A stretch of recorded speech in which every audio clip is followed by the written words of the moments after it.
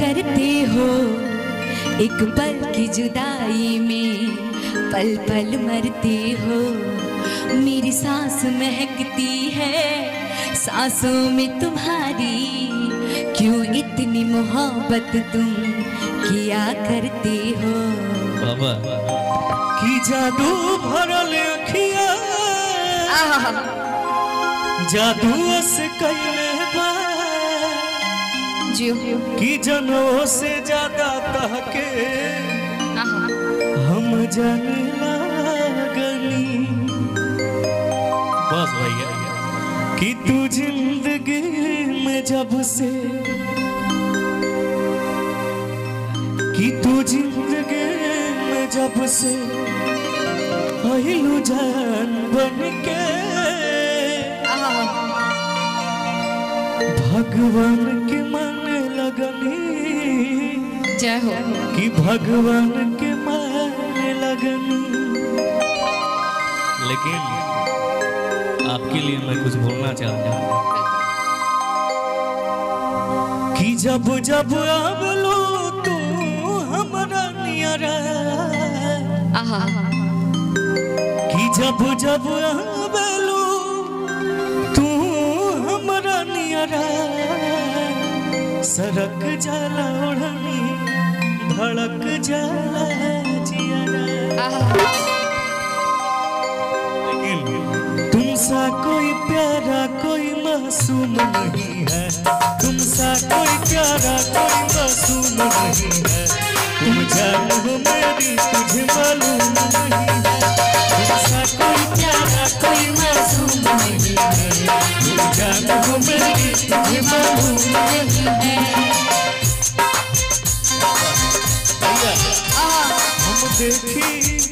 हम देखी रोजे है गौर से, राउर चक्कर चलता केहू और से। हम देखी रोजे है गौर से, राउर चक्कर चलता केहू और से।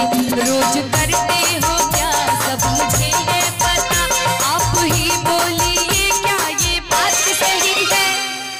ये बात सही है कि नहीं, लेकिन ये बात जरूर सही है। तुमसा कोई प्यारा कोई मासूम नहीं है, तुमसा कोई प्यारा कोई मासूम नहीं है। तुम जान हो मेरी तुझे मालूम नहीं है, तुमसा कोई प्यारा कोई मासूम नहीं है। तुम जान हो मेरी तुझे मालूम नहीं है।